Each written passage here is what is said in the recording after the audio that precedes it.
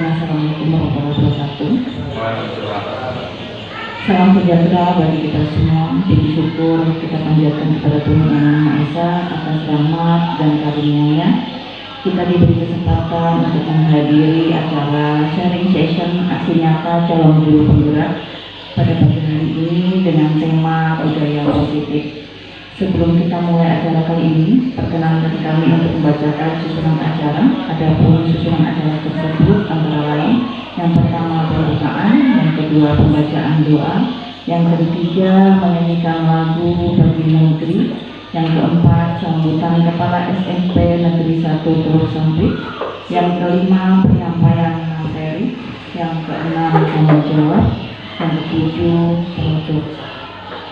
Memasuki acara yang kedua, yaitu pembacaan doa kepada Bapak Muhar, kami persilahkan.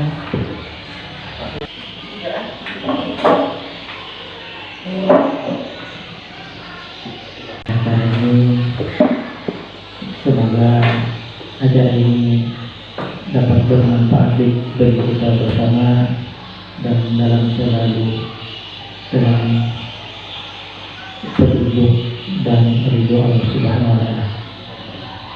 Ridho wal iman bitaufiq wal hidayah lillahi ta'ala. Al-Fatihah.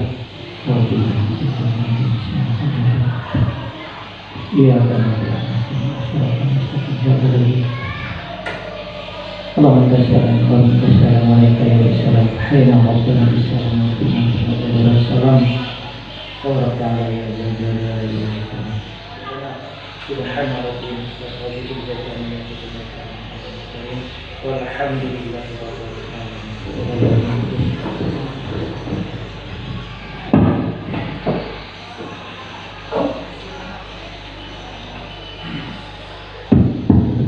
Terima kasih dan mengucapkan kepada Bapak Muhar, semoga dengan doa yang kita panjatkan acara ini dapat berjalan lancar dan bermanfaat untuk kita semua.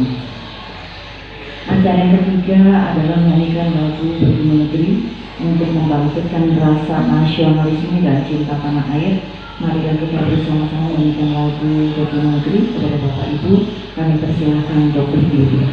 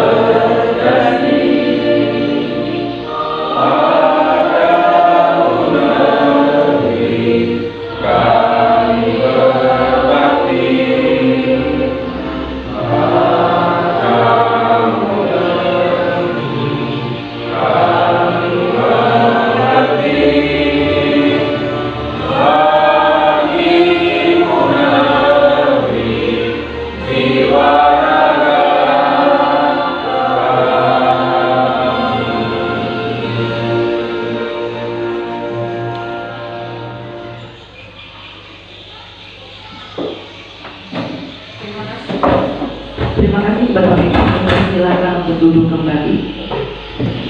Bapak dan Ibu hadirin yang kami hormati, berikutnya sambutan dari Bapak Kepala SMP Negeri 1 Teluk Sampit kepada Bapak Subhan Abdul Aziz, kami persilakan.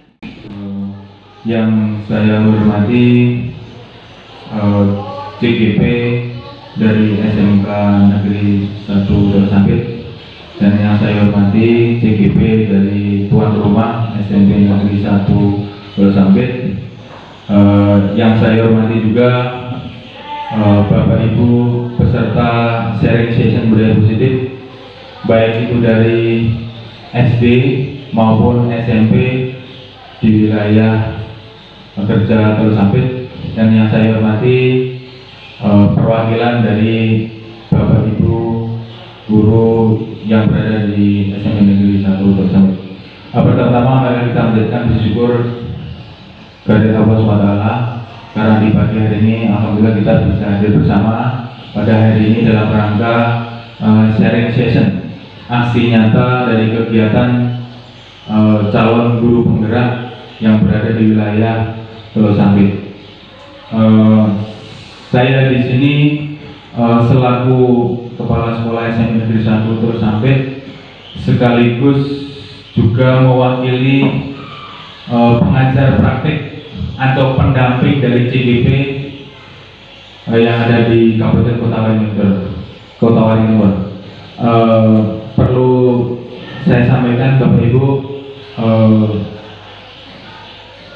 calon guru penggerak yang ada di Teluk Sampit ini ada 3 orang ya. Jadi Bu Arika, Bu Yuliani dari SMKN 1 Teluk Sampit dan Pak Indra dari SMP Negeri 1 Teluk Sampit. Dan alhamdulillah di Teluk Sampit juga pengajar praktiknya itu ada 2. Saya bersama Pak Burhan. Sebenarnya Pak Indra ini pengajar praktiknya adalah Pak Burhan.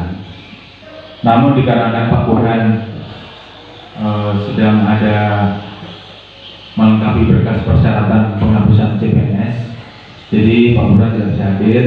Kemudian juga untuk Bu Arika, ini sebenarnya pengajar praktiknya adalah Bu Herliani dari SMA 1 Cempaka. Namun Bu Herliani juga ada kegiatan bimtek di Hotel Aquarius. Karena kebetulan saya jadi tuan rumahnya di sini dan juga kebetulan saya pengajar praktik dari calon guru penggerak, jadi saya mohon izin untuk membuka pada sesi sharing pada kali ini. Saya juga mengucapkan terima kasih sekali lagi atas kehadiran dari perwakilan SD ya. Alhamdulillah kemarin diinformasikan oleh Pak Indra dan Bu Arika, hari ini kebetulan memang bentrok dengan acara KKG yang biasanya melibatkan seluruh guru SD di wilayah Teluk Sampit.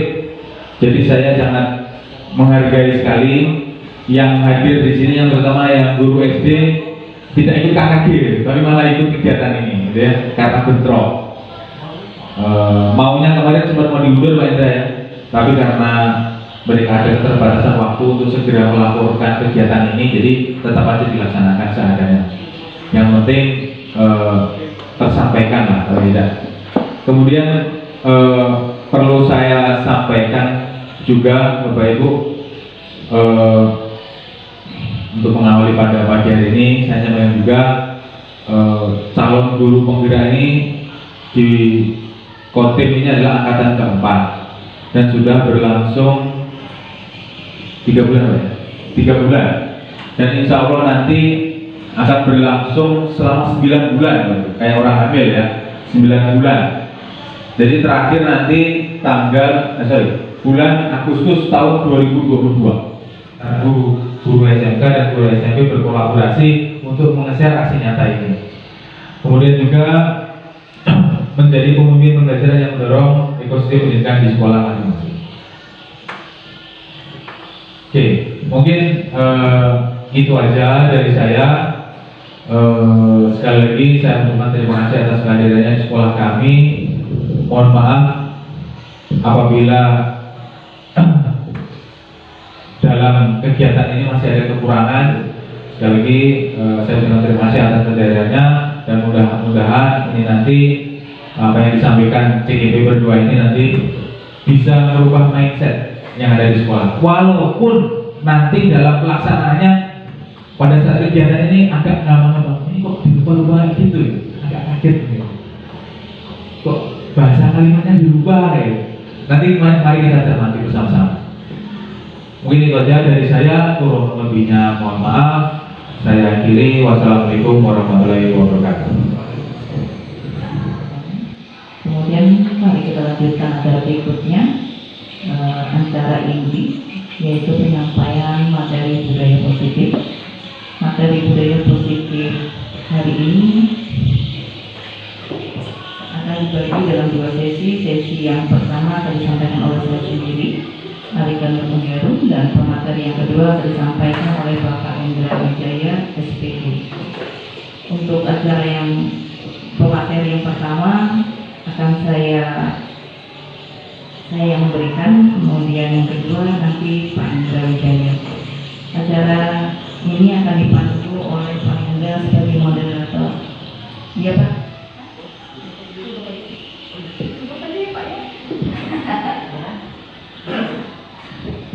Baik, Assalamualaikum warahmatullahi wabarakatuh. Sesuai yang dibawakan pembawa acara tadi, sekaligus calon berpegang dua, karena cuma 2 orang. Silakan Bu Erika menyampaikan materi. Ada foto saya lah. Kirimkan Pak, yang saya ada. Foto aja. Kali adalah budaya positif. Iya.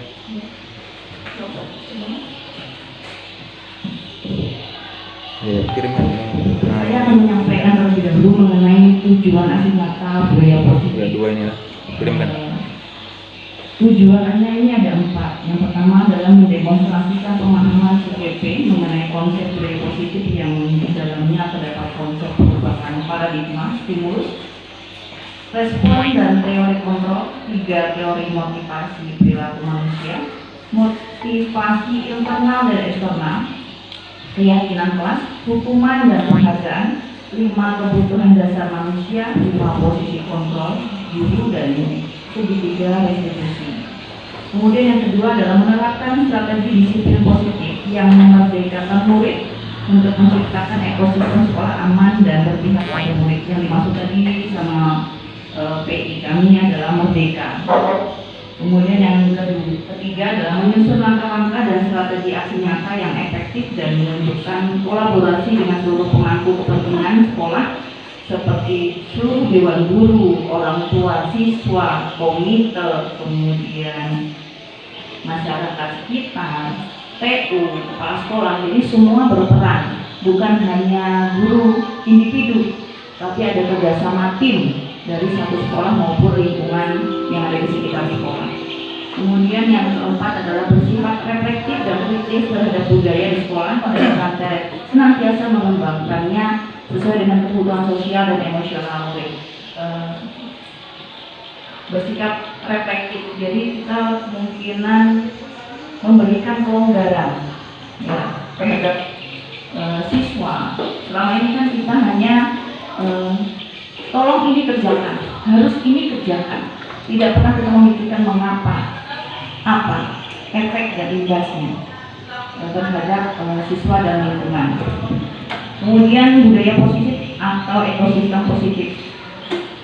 Kita ambil contoh perbandingan dengan hidup tumbuh-tumbuhan sebagai seorang petani. Karena menurut Ki Hajar Dewantara, guru adalah dianggap seperti seorang petani. Jadi kalau seorang petani itu kalau ingin menanam, otomatis dia tahu tanamannya apa. Dia menanam padi. Tidak akan mungkin yang ditanamnya tumbuh bunga, pasti akan tumbuh padi. Jadi seorang petani hanya merawat, memelihara, menjaga, baik itu dari serangan hama, penyakit, seperti itu. Jadi selama ini, tetapi dengan paradigma baru ini, kita diminta untuk merubah pemikiran kita mengenai guru, bahwa kita adalah guru yang sebagai seorang petani hanya bisa membantu peserta didik.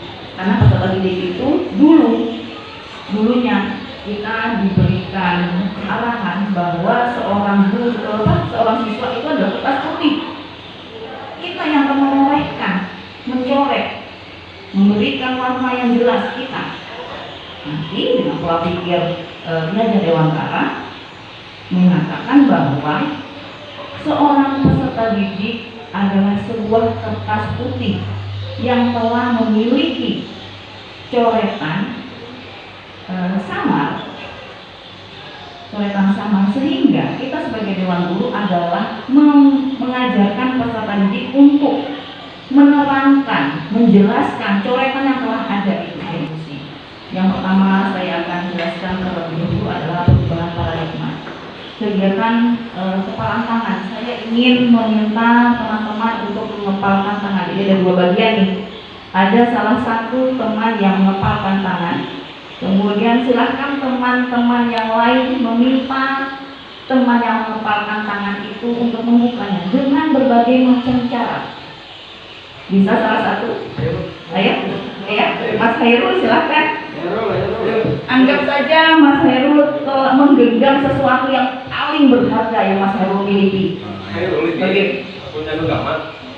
Kayak apa caranya kawan-kawan semua merayu Hairul ini biar bisa membuka genggamannya?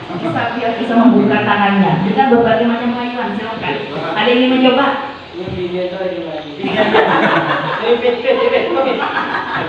Ayo silakan. Silakan. Bang Ali mungkin mau mencoba? Silakan.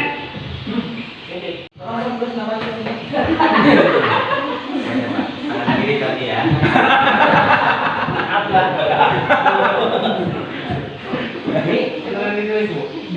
Gimana caranya supaya ini boleh nggak kamu? Kamu ini kan barang berharga nih. Kalau kamu membuka, otomatis barang berharga yang kamu miliki akan hilang.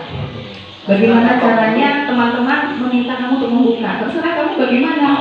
Mau apa nih? Ingin mencoba? Dulu Pak.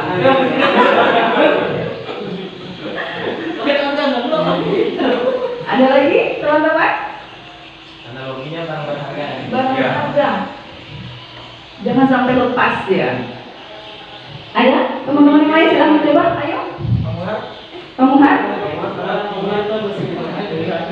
Ibu-ibu, silahkan mencoba.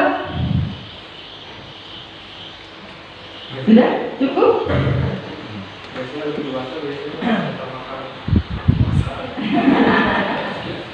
Mungkin cukup ya. Nah, dari silakan duduk kembali. Terima kasih atas simulasinya ya, Pak. Di sini disebutkan bahwa perubahan paradigma tadi, bahwa karena perubahan itu yang diharapkan kinerja dewantara adalah perubahan terhadap dirinya sendiri. Kita tidak mampu merubah orang lain seperti yang Mas Hairul tadi lakukan. Kita tidak mampu kan?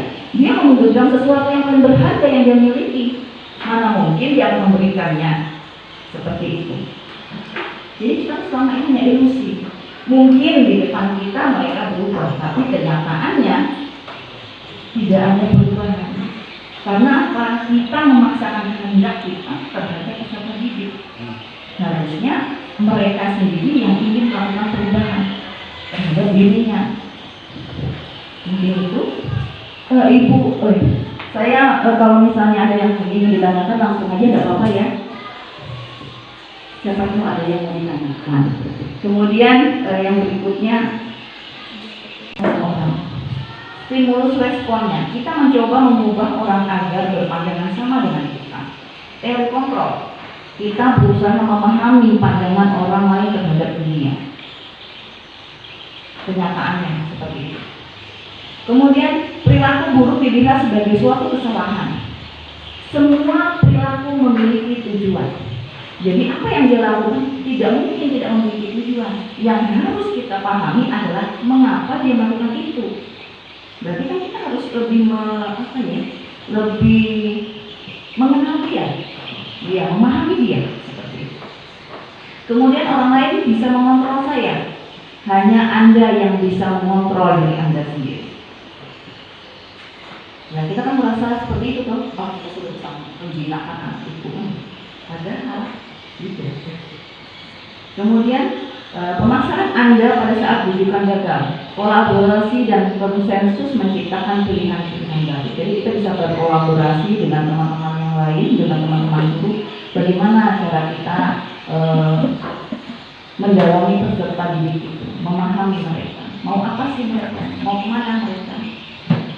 Kemudian model berpikir menang atau kalah, model berpikir menang dan menang. Itu cara kontrolnya. Dia tidak akan mau kalah, dia ingin selalu menang. Kemudian, apakah makna disiplin berasal dari bahasa disiplin? Ya, mungkin itu ya. Saya tidak terlalu mengerti bahasa Inggris ya. Walau kami berbahasa Inggris, yang artinya belajar. Makna asal dari kata ini berkonotasi dengan disiplin diri dari murid-murid Sokrates dan Plato. Disiplin diri membuat orang menggali potensinya menuju sebuah tujuan apa yang dia hargai. Namun dalam budaya kita, makna kata disiplin telah berubah menjadi suatu yang dilakukan seseorang pada orang lain untuk mendapatkan kepatuhan. Iya enggak? Kita lakukan toh seperti itu. Disiplin itu berarti kita mampu memaksakan anak untuk berubah. Kemudian kecenderungan umum adalah menghubungkan kata disiplin dengan ketidaknyamanan, bukan dengan apa yang kita hargai atau pencapaian suatu tujuan mulia. Padahal sebenarnya disiplin itu anaknya yang harus merubah dirinya sendiri. Nyaman dan dia dengan apa yang dia lakukan. Jadi kita harus lebih mengenal peserta kita satu persatu. Tapi kalau kenyataannya mungkin tidak dengan waktu kita seperti itu dapat mengenal misalnya 100 siswa kita. Dan kemungkinan kecil ya, tapi sesuatu yang tidak mungkin itu menurut saya mungkin asal kita mau benar-benar melakukan itu, mau benar-benar ingin merubah paradigma apa yang dikatakan Hajar Dewantara. Kemudian teori motivasi perilaku manusia untuk menghindari ketidaknyamanan atau hukuman. Apa yang akan terjadi apabila saya tidak melakukannya? Motivasi eksternal. Kemudian untuk mendapatkan imbalan dari orang lain, institusi, apa yang akan saya dapatkan apabila saya melakukannya? Motivasi eksternal juga. Untuk menghargai diri sendiri menjadi insan sesuai harapan kita, saya akan menjadi orang seperti apa bila saya melakukannya? Motivasi internal tujuan disiplin positif. Eksternal berarti orang yang ada di luar. Tidak terus orang memaksakan keinginan, ya enggak? Tapi kalau di sini saya berarti kan dari diri sendiri yang berubah. Kemudian ada masyarakat umum, lingkungan positif. Nah ini yang akan mempengaruhi paling besar pengaruhnya terhadap peserta didik. Kemudian yang kedua adalah keyakinan kelas. Keyakinan kelas ada juga videonya nanti saya tampilkan karena saya sudah menerapkan itu dan memang tidak semudah kita membalikan tangan merubah paradigma peserta didik dan dewan guru. Saya sudah mulai menerapkan dan itu setidaknya mulai sedikit berubah. Biasanya peserta didik itu terlambat saja. Saya membuat kesepakatan dengan peserta didik. Apabila kamu terlambat, bagaimana? Berapa dispensasi waktunya? Mereka yang menyepakati. Bu, kalau pagi izin terlambatnya 10 menit ya. Siapa tahu misalnya hujan, saya belum selesai makan. Oke, asal sepakat. Jadi kalau memang mereka sepakat, ada teman-teman juga peserta didik yang lain, Bu, yang terlambat lebih dari 5 menit, push up Bu, setuju semua setuju. Jadi pada saat saya masuk ke kelas, peserta didik itu terlambat 5 menit, mereka tanpa saya suruh pun sudah, ya Bu, saya 5 menit terlambat, langsung push up sendiri. Kemudian kelas juga bersih, mereka mendisiplinkan sendiri, sampah tidak ada di dalam kelas, tidak ada kotoran, mereka bersihkan sendiri. Membudayakan mereka juga kalau ingin bertanya mengangkat tangan terlebih dahulu. Membudayakan juga mereka bersepakat dengan teman-teman yang lain kalau ingin keluar itu acungkan tangan terlebih dahulu, tidak asal keluar seperti itu. Dan itu alhamdulillah sudah mulai saya terapkan dan harapan saya ke depannya bisa berjalan dengan lancar. Walaupun tadi saya bilang merubah paradigma itu tidak semudah kita membalikan telapak tangan. Perlu perjuangan, perlu kesabaran, perlu pengorbanan. Kemudian peraturan kelas. Hasil yang mereka sepakati tadi akan menjadi peraturan kelas mereka. Sehingga setiap mata pelajaran saya mereka akan menaati itu. Menyesuaikan dengan hasil kesepakatan yang telah mereka buat. Kalau kesepakatan itu di sini, kalau di Hajar Dewantara keyakinan kelas. Kemudian Keyakinan kelas, hukuman dan penghargaan. Mengapa tidak peraturan saja? Mengapa harus keyakinan kelas? Mengapa kita memiliki peraturan harus menggunakan helm bila mengendarai kendaraan roda 2? Peraturan.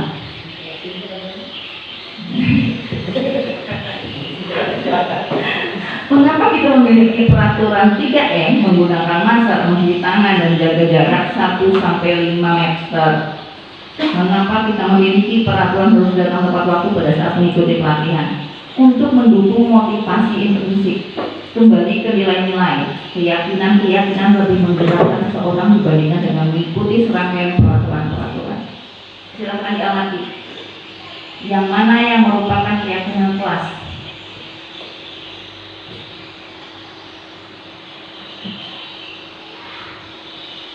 Kesepakatan kelas, TK Dharma Wanita Bersatu, Persatuan Satu. Kesepakatan kelas, datang tepat waktu, mengucapkan salam, menjaga kebersihan sekolah, berdoa, aktif dalam pembelajaran, tertib. Kesepakatan kelas, kami guru dan murid yang saling menyayangi, kami murid dan yang semangat belajar, kami murid yang peduli dengan teman-teman. Keyakinan kelas, kesepakatan kelas, yang mana? B. Yang lain atau Pak Agus aja yang jawab. Pos ya, pos ya. Yang mana yang merupakan keyakinan Posnya kelas? ini ya? Oh, iya. Kami guru dan murid, berarti kan semuanya bersepakat. Iya benar. Kami guru dan murid. Ini benar sekali. Karena kalau yang A ini dia bukan keyakinan kelas, ya, tapi dia adalah peraturan. Kalau keyakinan kelas, mereka memiliki kesepakatan bersama, bukan menerima kesepakatan itu karena perintah, karena ada ketetapan. Mungkin seperti itu ya. Dari sini kan kita bersama-sama memiliki kesepakatan bersama untuk menjalankan gimana sih caranya di kelas ini supaya tertib, aman, belajar dengan nyaman, tanpa ada rasa ketakutan karena mendapatkan hukuman apabila ingin bertanya atau melakukan kesalahan seperti itu. Ini ada soal nih, ya silakan dibagikan. Silakan teman-teman untuk mengisi peraturan itu masuk yang mana nih? Ya, masuk yang mana? Apakah dia merupakan peraturan atau keyakinan kelas? Silahkan diisi teman-teman. Tidak ada hukuman bagi yang salah, jadi santai aja. Kita hanya permainan saja. Jadi pilih yang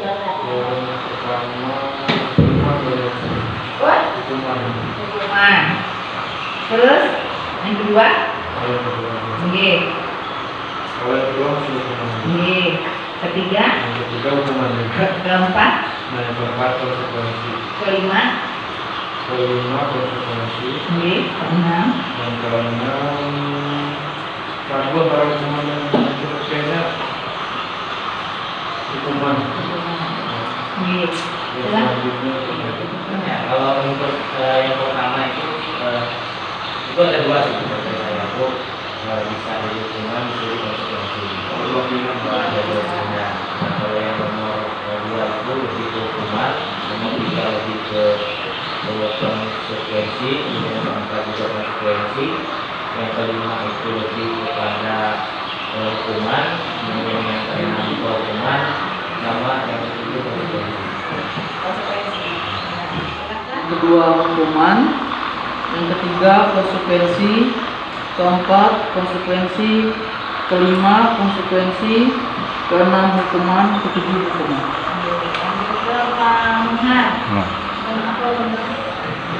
Nomor satu hukuman, kedua sanksi, tiga hukuman, empat konsekuensi, nomor lima konsekuensi, nomor enam sanksi, nomor tujuh hukuman.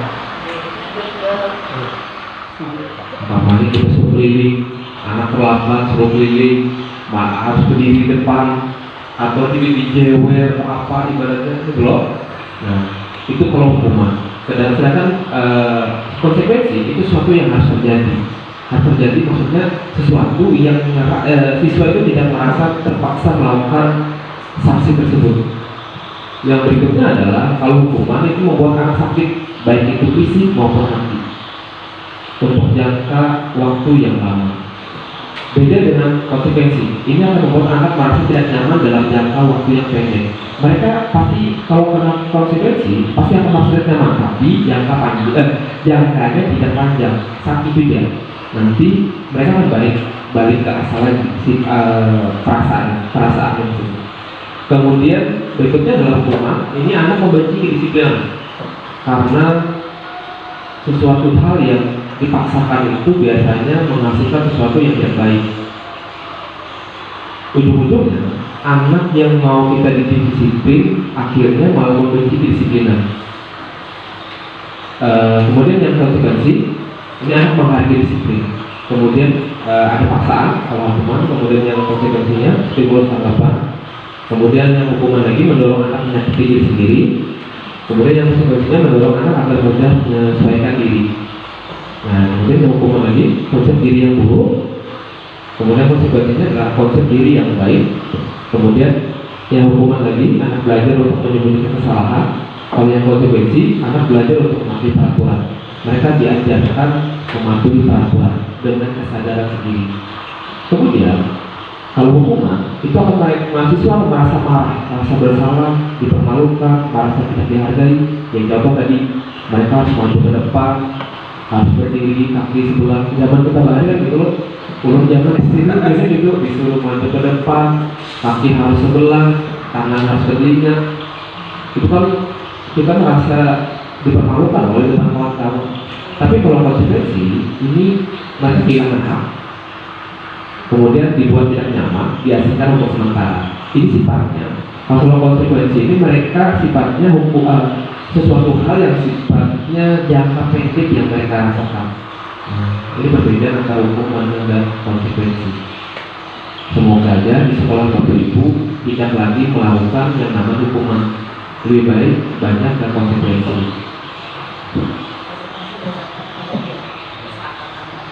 Nah, ini adalah kebutuhan dasar manusia.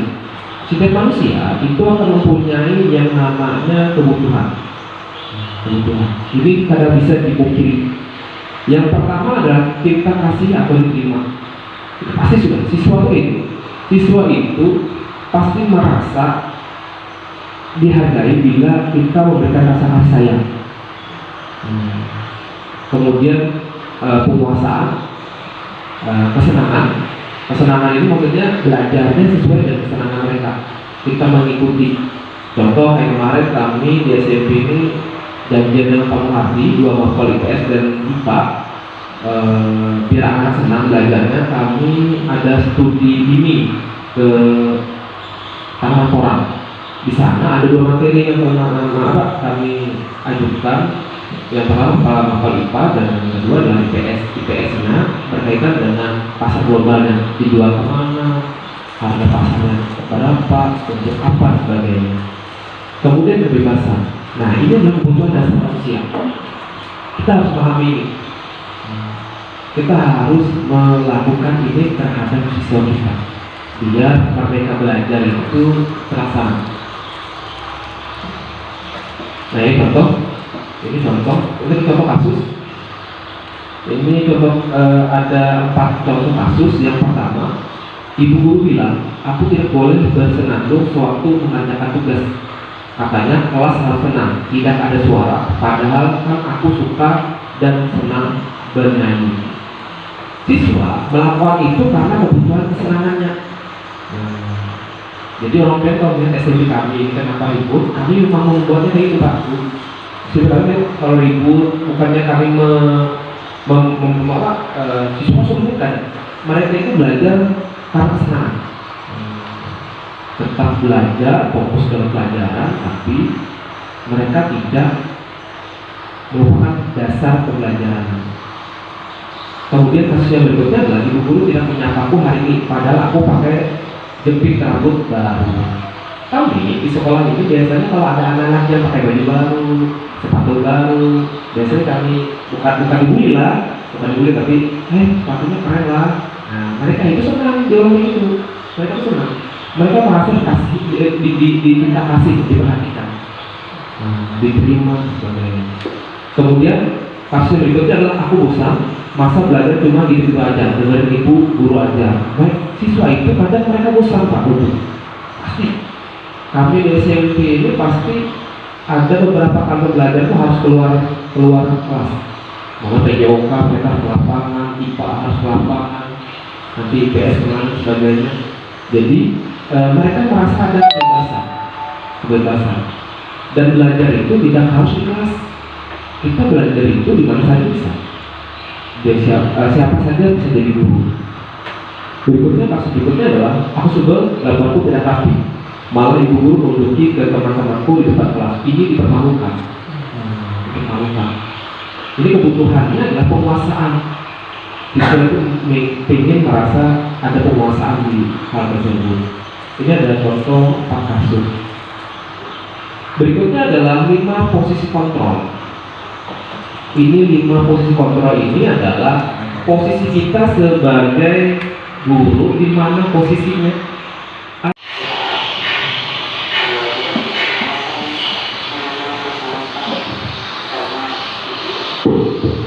Dia menanyakan alasannya.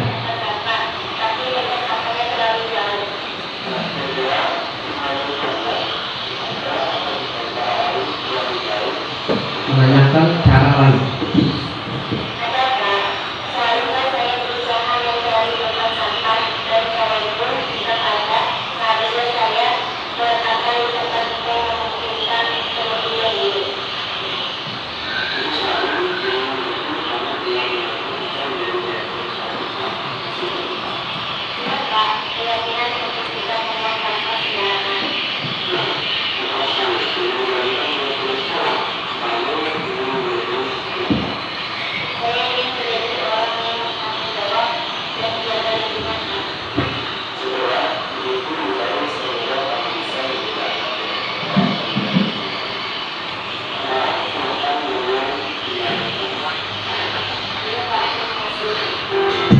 Contoh restitusi. Kemudian ada kasus kedua. Kasus kedua ini adalah ada kasus siswa yang bolos di jam matematika kita. Ini asli siswa malah pintar ya sebenarnya.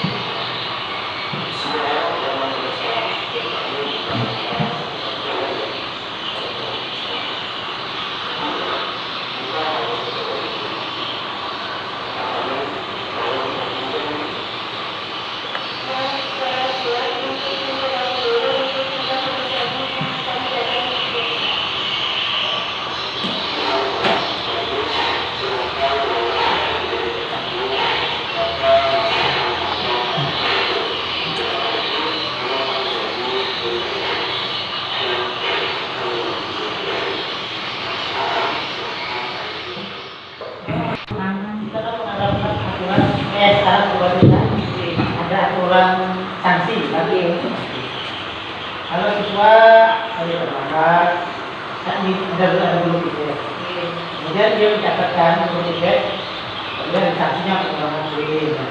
Nah sekarang maksudnya aturan mau saya yang cara begini apakah sebenarnya masih sejalan dengan ini atau ya gimana lah? Pas atau tidaknya gitu. Jadi harus kita bulan kemudian ini antara sanksi dan konsekuensi atau kesepakatan dalam saya sebenarnya kan sebenarnya ada tingkatan. Dia ada punya kesepakatan jelas. Saya masuk kelas 9 mulainya standar lah masuk visual. Pada saya kita punya kesepakatan, saya beri kelonggaran 15 menit. Setelah 15 menit saya masuk, tidak boleh ada lagi masuk. Ini memang macam disiplin dalam ini. Tapi itu kesepakatan. Kalau tidak, silakan dari kesepakatan itu kesepakatan dengan kelas. Tapi kalau kita dengan lingkungan sekolah secara khusus itu sebenarnya ada kesepakatan ya teman. Dia ditugaskan sebagai literasi. Literasi kan jam 6.30. Saya sampaikan seluruh masyarakat. Kita sepakati. Literasi mau jam 6.30 atau jam 7. Kalau kalian menganggap ini jam 6.30 terlalu pagi, boleh dulu jam 7. Tapi efeknya kalian pulang setengah 2 kan gitu ya. Semua sepakat jam 6.30 kan gitu kan. Kan itu kesepakatan itu. Ternyata dalam pelaksanaannya kan ya tetap aja ya 6.30 yang tadi terlambat kan gitu. Nah sekarang apa? Kan harus ada penghukuman sebenarnya kan. Karena itu sudah disepakati semua kan sudah. Nah sekarang kita kemudian kan kadang-kadang alasannya betul memang kita tidak menghukum seseorang dengan membabi juga ya. Saya aja kadang-kadang tanya ada siswa kadang-kadang kesepakatan sudah kayak kesepakatan kelas 15 menit sudah terlambat. Masuk. Kalau anak kan, Pak sepakat tidak Pak? Kada boleh masuk. Bapak tanya kan gitu. Saya tahu kata Bapak kalau yang dulu karena memang kalian malas. Tapi yang kita tanya ini alasannya ada Pak tadi sudah di jalan Pak, kemudian di sana. Pak ada Bapak betul. Ada. Bapak makanya kan kadang-kadang kita itu memberi apa itu. Kadang-kadang mesti kalau masalah saya diizinkan masuk kesepakatan kelas tidak makan. Tapi saya menghargai dia keinginan walaupun dia menganggap terlambat tadi. Kan kami di situ kita dalam makan diri. Sama dengan kita kan kesepakatan apa. Tapi kadang-kadang ya kalau sudah sekolah apalagi itu piket banyak orang yang ada apa ditanya satu-satu pada itu piket kan data itu apa? Ini apa hubungannya kan? Ini yang hanya menjadi masalah. Yang mungkin kita bisa tanya. Mungkin kalimatnya aja kayak gitu ya. Diperhalus menjadi sanksi. Kalau memang kita dihapuskan hukuman, kayaknya susah juga. Kalau kalimatnya mungkin sanksi yang belum jadi sanksi akan lebih enak siswanya, lebih enak juga kitanya. Mungkin seperti itu. Mungkin Rendra? Tadi pilihannya hukuman apa sanksi atau konsekuensi loh Pak Muhammad.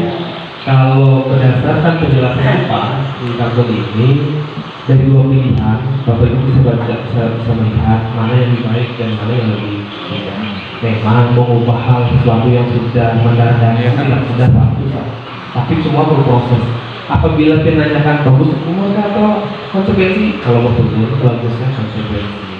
Tapi memang tidak mudah. Perlu teknik, perlu kesabaran, perlu kesepakatan kelas dan sebagainya. Perlu dukungan kawan-kawan di sekolah. Seperti itu. Kalau kita tanyakan fisiknya harus yang misalnya pakai poin itu, poin pengurangan poin ketika melakukan pelanggaran. Kalau poin itu kalau mau turun berarti ke sanksi atau konsekuensi. Kenapa?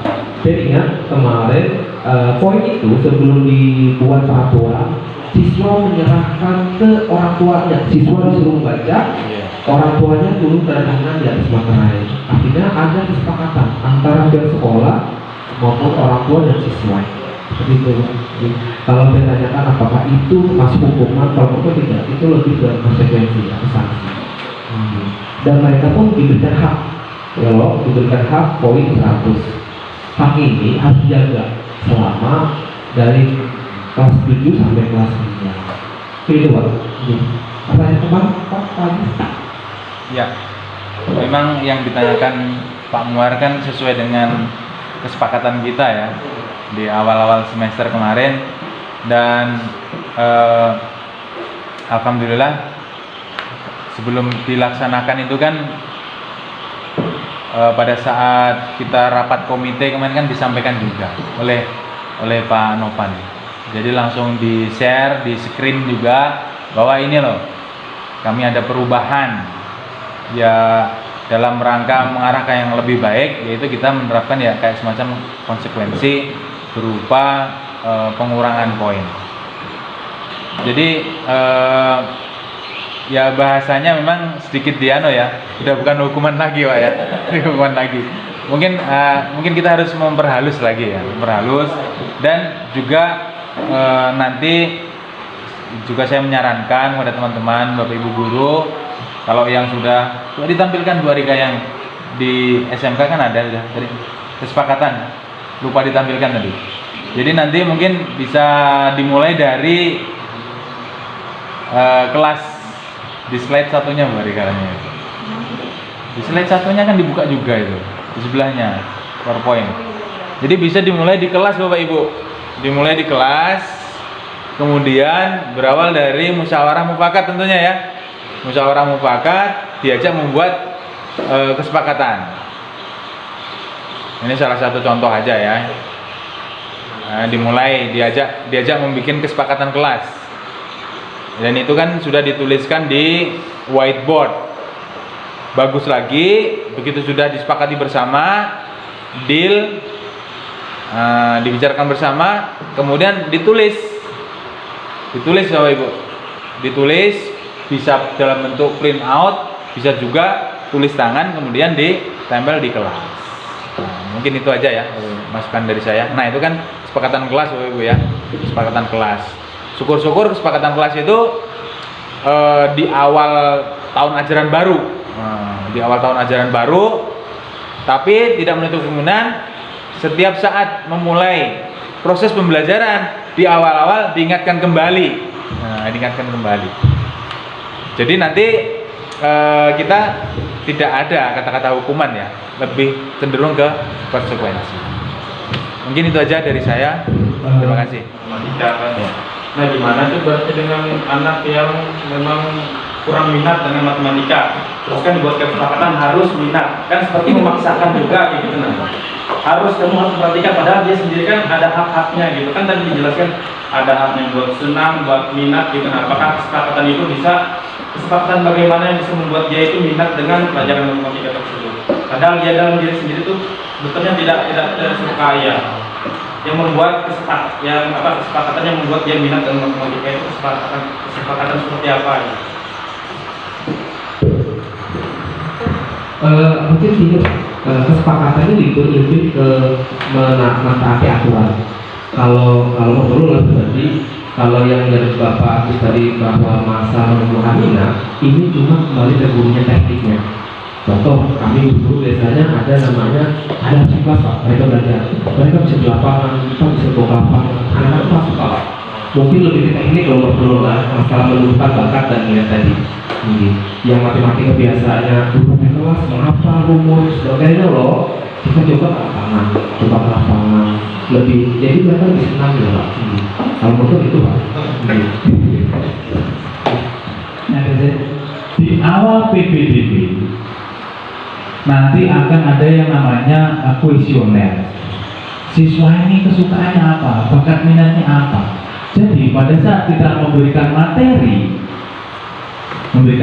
apa gitu nanti, pada saat mereka mau mempresentasikan, kita juga memberikan kebebasan. Contoh, si A nanti memiliki kesukaan menggunakan HP misalnya, belajarnya. Silakan kita kasih kesempatan, si A silakan pakai HP. B, C, D, E dia lebih suka berkelompok. Nah silakan B, C, D, E berkelompok. Si F, saya biasa kerja sendiri Pak. Silakan dikasih kesempatan untuk bekerja sendiri sampai pada saat presentasi Pak. Yang suka HP tadi mungkin, makanya naik salah satu contohnya ini. Kenapa Pak Indra, siapa yang nyontek? Di belakang saya, di belakang kita kebetulan ada Mas Rofi. dia hobinya itu mengamera, punya YouTube, kami kasih kesempatan. Ini yang namanya memerdekakan siswa untuk belajar. Oleh karena itu nanti mudah-mudahan nanti kita bisa terapkan ya di tahun ajaran baru, memberikan kayak ditambahkan di kuesionernya itu ditambahkan kesukaan mereka apa. Jadi nanti Bapak Ibu guru masuk di kelas nanti menggunakan pembelajaran berdiferensiasi. Pokoknya menerima apa ya, bakatnya siswa itu gimana. Jadi beda. Kodratnya itu apa? Kodratnya itu senang apa? Nah, yang mungkin ini sedikit menjawab dari Pak ya. Walaupun nanti kita mungkin yang disampaikan oleh teman-teman CGB tadi, kalau kita langsung berubah kayaknya susah sekali ya. Karena sudah kebiasaan kita ya. Tapi dengan mulai sedikit-sedikit bahasa hukuman itu sudah mulai dihilangkan. Sekarang kan mulai tidak boleh karena jangan itu.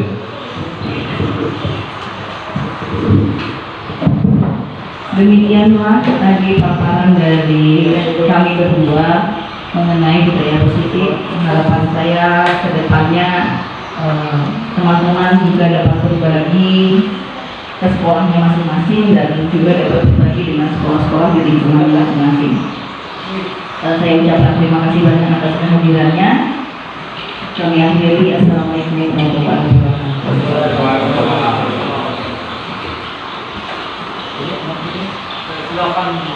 Silakan menikmati hidangan yang kami sudah siapkan.